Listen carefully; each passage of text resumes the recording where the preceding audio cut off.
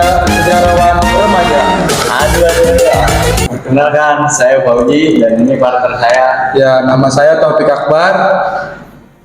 Kali ini kita bahas apa nih, Pau? Kita akan flashback ngebahas masa lalu nih, Bar. Waduh, masa lalu. Masa lalu lu, Pau. Aduh, bukan. Kita mau ngebahas sejarah kerajaan Islam di Indonesia nih. Kerajaan apa tuh, Pau? Sebelum kita bahas, kita punya bintang tamu nih. Widih, siapa tuh? Oke, mari kita sambut bintang tamu kita, Alifa dan Nina.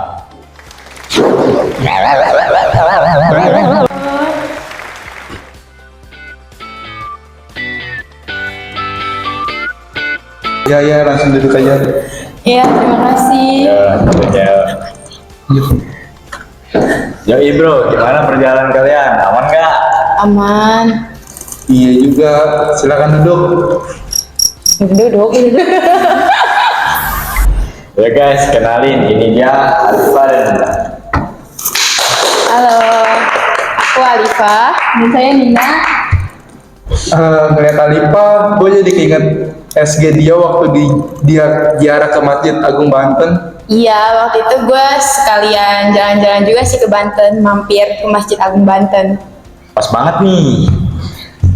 Kita kali ini juga mau ngebahas kerajaan Islam yang ada di Banten, yaitu Kesultanan Banten. Iya kan Masjid Agung Banten itu salah satu peninggalan gak sih? Iya, bener banget. Waktu itu juga gue iseng baca-baca di internet. Gak cuma itu sih peninggalannya, ada benteng Spelwijk, wayang golek Banten, sama seni ukir kayu Banten. Ngomongin kerajaan Islam, gue juga penasaran sih asal muasal kerajaan Islam tuh kayak gimana, kayak Kesultanan Banten tuh gimana. Kok bisa sih kebentuk kayak gitu? Maksudnya kayak, padahal kan sebelumnya kerajaan-kerajaan di Indonesia itu kan didominasi sama agama Hindu-Buddha. Iya, gue tahu deh kayaknya. Jadi salah seorang pemimpin Islam yang dikenal jadi wali yang berasal dari Cirebon yaitu yakni Sunan Gunung Jati, yang dimana dilanjutkan sama putranya Maulana Hasanuddin yang menyebarin secara perlahan-lahan ajaran agama Islam di daerah Banten pakai cara dakwah. Dan Maulana Hasanuddin ini adalah salah satu tokoh pendiri Kesultanan Banten pas abad ke-16. Oh, kayak gitu. Tapi kan nggak mungkin dia tiba-tiba ngedirin tanpa sebab gak sih? Kalian tahu nggak sih sebab dia ngedirin apa? Enggak. Nah tuh, gue tahu Bray. Gimana tuh? Jadi Portugis itu nyerang Pajajaran hancur.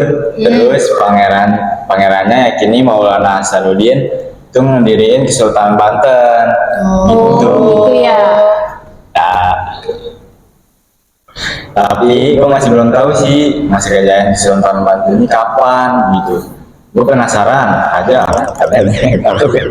Nah, kalau itu gue tahu, kayak waktu pelajaran sejarah kemarin gue dijelasin sama guru gue, katanya Kesultanan Banten ini nyampe masa jayanya itu pada era Sultan Ageng Tirtayasa ngejabat dari tahun 1651 sampai 1683. Nah, kerajaan mereka ini ngejalin hubungan yang hangat sama pedagang-pedagang dari berbagai negara di Asia. Ada Asia Tenggara, Asia Timur Tengah, sama Asia Eropa. Terus itulah yang membuat Kesultanan Banten ini mencapai kejayaan dan yang membuat Sultan Ageng Tirtayasa jadi raja yang terkenal atau ikon lah dari sejarah Kesultanan Banten ini. Nah, pas masa kejayaannya mereka kan banyak ya pedagang yang dari berbagai negara singgah. Terus ada juga yang menetap. Nah, itu ngasih pengaruh banget buat pola hubungan sosial masyarakat Banten. Salah satu tandanya itu bisa dilihat nih dari muncul pemukiman yang dihuni oleh etnis yang sama, kayak contohnya pecinan atau kampung Cina, atau keling, kampung India, kampung Melayu, dan kampung Banda. Makanya ini juga membuat era pemerintahan Sultan Ageng Tirtayasa dibilang puncak kejayaan karena kehidupan sosial masyarakat di Banten pada saat itu cukup ramai. Tapi barang yang mereka dagangin sama ekspor tuh barang apa sih?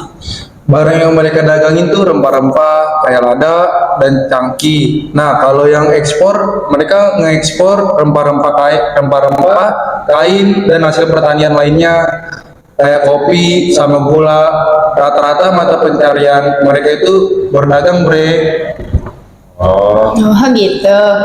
ngomong-ngomong tentang kopi nih, di depan kita udah disediain kopi. Minum dulu kali ya, seret nih. Haha. Oh iya, bener banget. Ayo minum. Minum semua. Ya, terima kasih.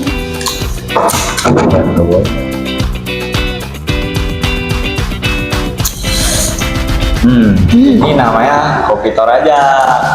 Enak ya. Kopinya nggak terlalu kemanisan juga nggak terlalu kepahitan. Hah, serius, namanya Toraja? Kayak nama yang di Sulawesi Selatan nggak? Iya bener banget nak. Unik kan namanya, apalagi rasanya. Mantap. Ini beli di mana sih? Gue pengen beli juga deh buat nemenin tugas akhir-akhir ini. Soalnya lagi banyak banget. Kadang suka ngantuk, makanya gue harus ditemenin sama kopi deh kayaknya. Lu bisa beli di supermarket terdekat ataupun orang-orang yang ada di dekat rumah lu. Ya kan, cocok juga nih buat nemenin podcast kita kali ini biar nggak ngantuk.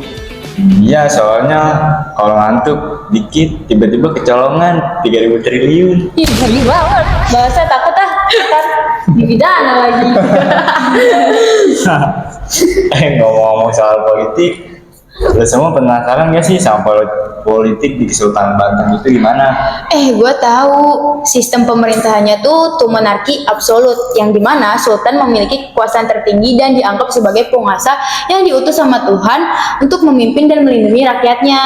Nah, pergantian tahtanya juga biasanya itu melalui sistem perwarisan dari sultan sebelumnya ke putra atau kerabat dekatnya. Jadi nggak jauh-jauh. Kalau sistemnya kayak gitu, pasti potensi konflik karena berebut takhta gede dong. Iya, gede banget, Bar. Bahkan memang pernah ada konflik yang cukup unik dan terkenal karena perebutan tahta ini. Jadi pas era Sultan Ageng Tirtayasa menjabat, dia punya beberapa anak. Nah, salah satu adalah Sayyid Sheikh Maulana Mashrudin atau Sultan Haji. Sultan Haji ini dipercaya sama ayahnya buat urus kepentingan dalam negeri kerajaan. Sedangkan Sultan Ageng Tirtayasa itu ngurus kepentingan luar negeri kerajaan yang salah satu seorang putranya yang lain. Nah, awal mulanya Sultan Haji kemakan Sultan Belanda karena pembagian tugas yang dikasih Sultan Ageng Tirtayasa adalah upaya buat nyingkirin Sultan Haji dari tahta kesultanan. Jadinya Sultan Haji membelot, berbuat sekongkol sama VOC dan menjadi musuh ayahnya sendiri. Nah, jadilah pertempuran yang berlangsung sengit. Nah, itu karena Sultan Ageng Tirtayasa agak berarti buat ngelakuin perlawanan sama putranya yang dibantu VOC kan. Terus endingnya Sultan Ageng Tirtayasa ditangkap tuh sama VOC. Terus beliau dipenjara di Batavia sampai tutup usia di tahun 1692. Nah, baru tuh Sultan Haji menang dan dapat tahta ayah. Wah, gila. Durhaka banget dia, coy. Oh, gua paham. Itu juga salah satu penyebab Kesultanan Banten runtuh gak sih? Karena secara gak langsung Sultan Haji itu dijadikan boneka sama VOC. Jadinya runtuh deh tuh Kesultanan Banten karena rempah-rempah dan segala asetnya mulai dikuasai sama VOC. Nah, iya benar banget itu. Mau aja lagi yang dihasut, dijadiin boneka lagi. Kalau dijadiin badut kan lu mau. Jelas tuh, Bang. BTW, nggak kerasa ya, kita udah di penghujung acara nih. Iya nih, seru banget obrolan kita kali ini ya. Sharing-sharing tentang sejarah. Makasih buat Alifa dan Nina yang udah nyempetin datang ke podcast Sejarah. Ya, sama-sama. Gue juga jadi dapet ilmu nih tentang Kesultanan Banten. Jadi pas ulangan sejarah nilai gue nggak jelek-jelek banget deh. Ada-ada aja. Terima kasih Bray yang udah nonton podcast kita kali ini. Semoga juga bermanfaat dan menambah wawasan kalian yang ya berat. Kita pamit undur diri. Salam Salam saja.